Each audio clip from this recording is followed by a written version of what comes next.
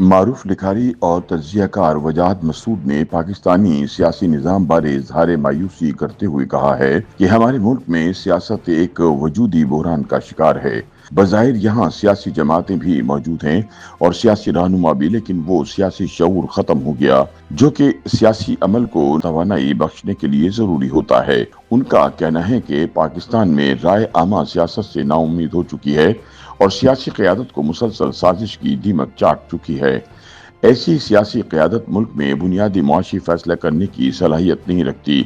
سیاسی اختیار اور معاشی فیصلہ سازی میں یہ فاصلہ ہماری سیاست کا بنیادی المیہ ہے۔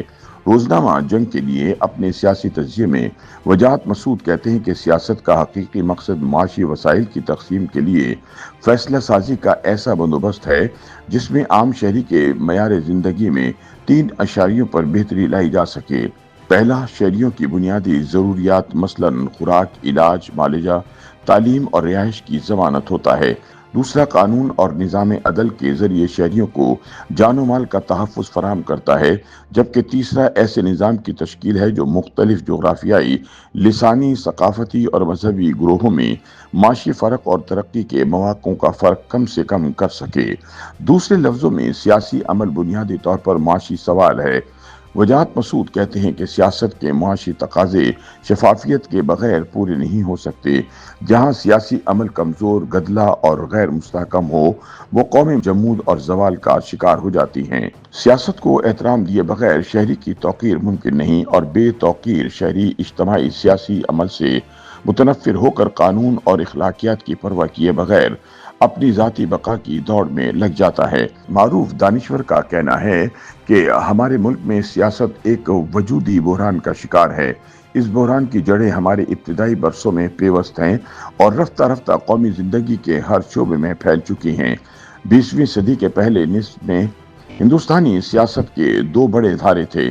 انڈین نیشنل کانگریس کے نزدیک بنیادی قومی سوال غیر ملکی حکمرانی سے نجات تھا، اور اس مقصد کے حصول کے لیے تمام ہندوستانی قوم کو غیر فرقہ وارانہ تشخص کی بنیاد پر تحریک آزادی میں شامل ہونا تھا۔ دوسری طرف ہندوستان کی سب سے بڑی مذہبی اقلیت یعنی مسلمانوں کی سیاست 75% غیر مسلم اقلیت کے مقابل آئینی تحفظات کے گرد گھومتی تھی۔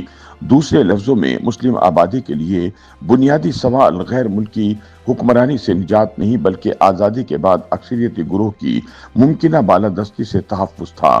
یہ امر قابل غور ہے کہ مسلم سیاست صوبائی سطح پر بھی منقسم تھی اور مختلف مذہبی مکاتب فکر بھی مسلم لیگ کی سیاست سے متفق نہیں تھے۔ ہندوستان سے شمال مغربی صوبے میں مسلم لیگ کا تنظیمی وجود نہ ہونے کے برابر تھا۔ آزادی کے لیے مذاکرات میں مسلم لیگ پنجاب اور بنگال کی تقسیم کے خلاف تھی، لیکن تقسیم ہندوستان کے لیے دیے گئے دلائل پنجاب اور بنگال کی تقسیم پر بھی منطبق ہوتے تھے۔ آزادی اپنے ساتھ بنگال، بہار اور پنجاب میں فسادات اور انتقال آبادی بھی لے کر آئی۔ پاکستان میں مسلم اقلیتی صوبوں سے مسلم لیگ کی قیادت کو اقتدار میں بڑا حصہ ملا، چنانچہ اس کا مقامی سیاسی قیادت سے تصادم ناگزیر تھا۔ جغرافیائی طور پر غیر متصل مشرقی اور مغربی پاکستان میں سیاسی اقتدار میں عدم توازن نے ابتدائی میں سیاسی عمل کو کمزور کر دیا۔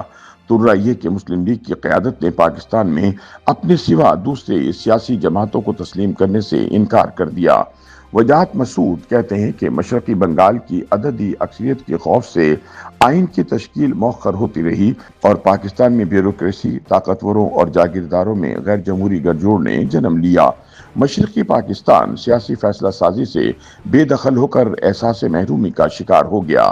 1951 سے ہی عملی طور پر حکومت سکندر مرزا، جنرل ایوب خان، چودھری محمد علی اور غلام محمد کے قبضے میں آ گئی۔ لیاقت علی خان کی سیاسی قامت ایسی نہیں تھی کہ وہ پاکستان میں وفاقی سطح پر مفاہمانہ سیاست کو آگے بڑھاتے۔ پاکستان کا پہلا دستور مرتب ہونے سے قبل ہی کوئی درجن بھر صوبائی حکومتیں تحلیل کی گئیں، دستور ساز اسمبلی توڑ دی گئی، 1 یونٹ بنا کے پارلیمانی سیاست کو تہوبالا کیا گیا۔ 1955 کے مارچ اللہ کے بعد سیاستدانوں کی کردار کشی شروع ہوئی، اور یہ عمل آج تک جاری ہے۔ इसका मकसद ग्रोही मफादात की सियासत को आगे बढ़ाना और कौमी सियासत को फैसला साज कुव्वत से महरूम करना था। 1985 के गैर जमाती इलेक्शन थे जिनके बाद सियासत नीम मुजरिमाना गैर सियासी अनासिर के हाथ तावान रख दी गई। सियासी अमल की इस बेतौकीरी का माशी नतीजा ताज़ा वर्ल्ड बैंक रिपोर्ट में देख लें, जिसमें बताया गया कि साल 2001 से 2018 तक पाकिस्तान में गुर्बत की शरह 64% से कम होकर 22% रह गई थी, लेकिन गुज़िश्ता 8 वर्ष में गुर्बत की शरह बढ़कर 25% हो गई है। गुर्बत के लिए नए आलमी मयार के मुताबिक पाकिस्तान की 45% आबादी गुर्बत की लकीर से नीचे जिंदगी बसर कर रही है। शरह आबादी में इजाफा 1.9% है, जबकि कुल कौमी पैदावार में इजाफे की शरह 2.6% है। कुल मुल्की कर्जा 134 अरब डॉलर को जा पहुंचा है। सालाना बरामदात 32 अरब डॉलर हैं, जबकि तरसीलात ज़र 38 अरब डॉलर है। गोया मुल्की मईशत दाखिली तरक्की की बजाय हवा में मौल्लक है।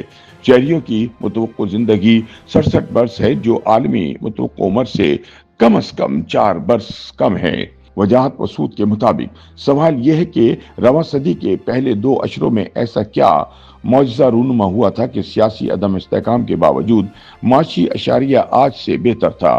इसका एक जवाब यह है कि अफगान जंग में बैरूनी इमदाद की गंगा बह रही थी। दूसरे 2008 से 2018 तक सियासी अमल के साथ जो खिलवाड़ किया गया, अब हम इसके नताइज भुगत रहे हैं। बज़ाहिर सियासी जमातें मौजूद हैं और इनके मफरूज़ा रहनुमा भी बक़ीद हयात, लेकिन जसदे इज्तिमाई से सियासी शऊर ख़त्म हो गया है, जो सियासी अमल को नामियाती तवानाई बख्शता है। वजाहत मसूद कहते हैं कि पाकिस्तान में राय आमा सियासत से नाउम्मीद हो चुकी है। ऐसी सियासी क़यादत मुल्क में बुनियादी मुआशी फैसले करने की भी सलाहियत नहीं रखती। सियासी इख्तियार और मुआशी फैसला साजी में ये फासला हमारी सियासत का बुनियादी अलमिया है। YouTube पर गूगली न्यूज देखने के लिए youtube.com की सर्च बार में गूगली न्यूज टीवी टाइप करें। गूगली न्यूज के पेज पर सुर्ख रंग के सब्सक्रिप्शन वाले बटन पर क्लिक करना ना भूलिए। YouTube पेज पर अपलोड होने वाली वीडियोस से बाखबर रहने के लिए बेल आइकन पर क्लिक कीजिए। आपको हर नई वीडियो के बारे में नोटिफिकेशन मौसूल हो जाएगा।